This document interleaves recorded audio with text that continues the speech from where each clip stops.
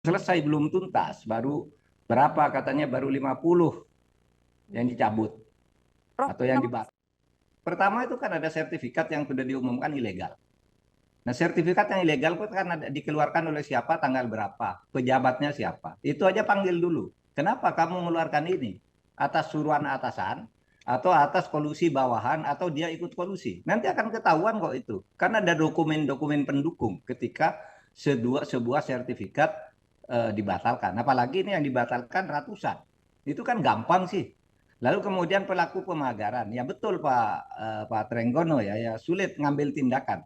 Nah kalau gitu serahkan aja ke penyidik Polri. Karena kan di KKP itu ada penyidik PNS. Lalu ada juga di dalam hukum itu penyidik Polri, kejaksaan gitu. Serahkan ke situ, itu ada pelanggaran. Tolong siapa yang pemagaran itu, yang lakukan pemagaran itu kan ada orangnya yang ngaku bahwa ini sudah masyarakat, dia sudah menemui nelayan, panggil dia. Wajib dia hadir, dipanggil oleh hukum. Kamu masyarakat siapa yang kamu temui bahwa itu swadaya? Lalu diusut dari situ. Menurut saya sih tidak sulit sih gitu. Tapi ini selama ini kok saling lempar badan ya. Saya selalu mengatakan gini, menteri itu apakah itu Pak Hadi Cahyanto, apakah AHY atau Sofyan Jalil, tidak usah takut kalau dia tidak sengaja melakukan pelanggaran itu. Itu kan ada delegasi kewenangan di dalam hukum tata negara itu. Ini kewenangan dan tanggung jawab ini atas delegasi dari menteri ini kan gitu. Kalau dia tidak melakukan, tidak usah takut, katakan aja, tidak usah saling menghindar, serahkan. Yang tepat itu Nusron Wahid, bagus tuh, langsung dia bilang itu ilegal gitu. Dia tidak terlibat gitu, tetapi pasti ada yang terlibat sampai ada 263 sertifikat ilegal baru di situ, baru di tempat yang Tangerang itu, belum di daerah-daerah lain di Indonesia. Nah kalau kita mau tertib dan mau aman negara ini, ya ini supaya ditindaklanjuti secara hukum pidana gitu, bukan teknis administrasi. Teknis administrasi terebutan semua datang ke pemagaran itu, ada yang ingin memaki-maki, ada yang langsung membongkar rame-rame gitu. Dulunya enggak ada yang mau gitu, baru sesudah presiden memerintahkan lalu rame-rame gitu. Apa perlunya begitu? Sebenarnya satu institusi aja asal efektif gitu, dari Cindy. polisi. Oke, Prof, tapi kan polisi bilang masih menunggu investigasi dulu dari KKP. Emang harus birokrasi seperti itu atau sebenarnya polisi bisa langsung aja mengusut? Bisa begini, di dalam KUHP itu disebut penyidik utama itu adalah Polri. Lalu PPNS itu adalah penyidik pembantu. Oleh sebab itu ada kewajiban koordinasi. Nah kalau ini KKP-nya tidak segera memberitahu, Polri dong turun karena penyidik utama. Yang benar itu sekarang yang dilakukan oleh Kejaksaan Agung, meskipun mungkin terlambat seminggu lah ya. Kejaksaan Agung sudah memanggil tuh lurah untuk penyelidikan karena dugaan pelanggaran pidana di dalam pemagaran laut dan izin-izin pengkaplingan itu, izin-izin yang dilakukan untuk pemanfaatan laut. Nah itu udah dipanggil oleh Kejaksaan tanggal 22 kemarin. Sudah agak terlambat, tapi udah betul. Tidak usah nunggu gitu. Itu gampang kok kalau sudah lurahnya itu dipanggil ya Pak Lurah Kohot itu. Kenapa kamu mengeluarkan itu, mana dokumennya, mana letter C-nya, dan seterusnya itu kan bisa dilacak. Apakah letter C itu baru dibuat, sesudah ada itu atau tidak. Itu sekarang teknologinya gampang kok. Membuktikannya gampang kok gitu. Tapi Prof, Jadi saya kira tidak usah saling melempar lah. Sekarang ini waktunya nih hukum pidananya ini baru ke teknis administrasi aja.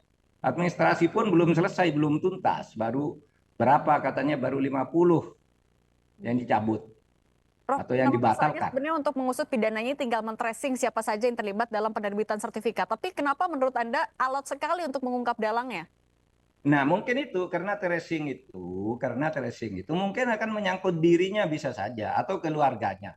Kan banyak ya pejabat-pejabat itu yang kadang-kala dirinya tidak tahu, keluarganya dapat, anaknya dapat, istrinya dapat, saudaranya dapat, gitu-gitu tuh mungkin takut terbongkar juga.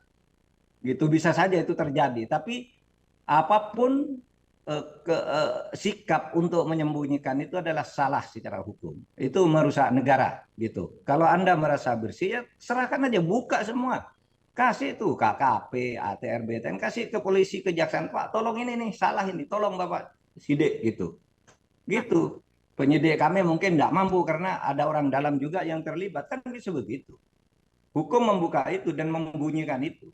Saya ingin mengingatkan ya, hak guna bangunan di perairan laut, perairan pesisir itu sudah dilarang oleh Undang-Undang Nomor 1 Tahun 2014 sesuai dengan putusan MK Nomor 3 Tahun 2010.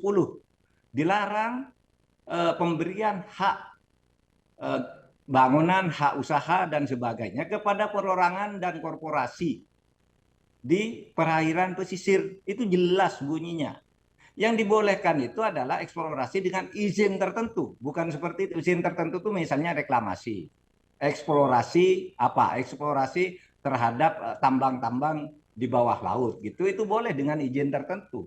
Kalau borongan kayak gitu belum tahu apa yang akan dikerjakan, tiba-tiba keluar sertifikat, kan tidak boleh menurut undang-undang maupun menurut putusan MK. Prof. Mahfud, tapi kalau selama Anda masih menjabat sebagai Menko Polhukam saat itu, pernah ada laporan atau isu terkait pagar laut yang mencuat juga kah? Tidak pernah ada. Makanya ini mengagetkan dan semuanya saling lempar badan. Seumpama pun saya itu ya tidak tahu, tapi begitu tahu pasti ditindak dong. Pasti didatangi lalu ditindak secara hukum. Dulu memang pernah ada, tetapi bukan pemagaran, yaitu upacara 17-an ketika tahun pertama itu saya menjadi Menko Polhukam. Upacara 17-an itu di sana bendera merah putih tidak boleh, kabarnya nih ada video bahwa di PIK 1 itu tidak boleh ada bendera merah putih. Padahal itu 17-an. Saya bilang tanggal 16 saya akan meninjau ke sana. Saya akan cabut bendera-bendera negara asing yang ada di situ kalau merah putih tidak boleh. Saya sudah siapkan tim ke sana. Tiba-tiba malamnya Pak, enggak Pak, bendera merah putih sudah ada katanya. Sudah beranu semua gitu. Ya sudah, selesai. Nah hanya itu yang ada. Kok sekarang lalu ke pelanggaran di laut. Yang saya katakan tadi tentang bendera merah putih itu dulu ramai di media. Sehingga saya bentuk tim, besok saya akan ke sana. Saya sudah bentuk sekian orang, ayo ikut saya. Besok kita cabut sama-sama. Kita ganti dengan bendera merah putih. Begitu saya waktu itu tahun 2020 bulan Agustus tuh.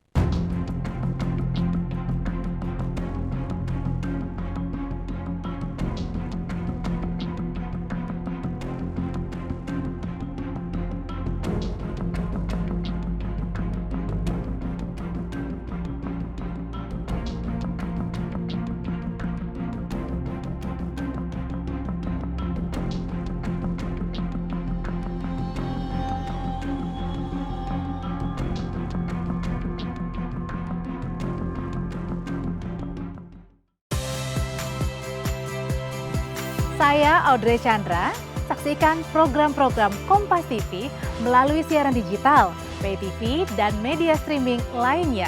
Kompas TV, independen, terpercaya.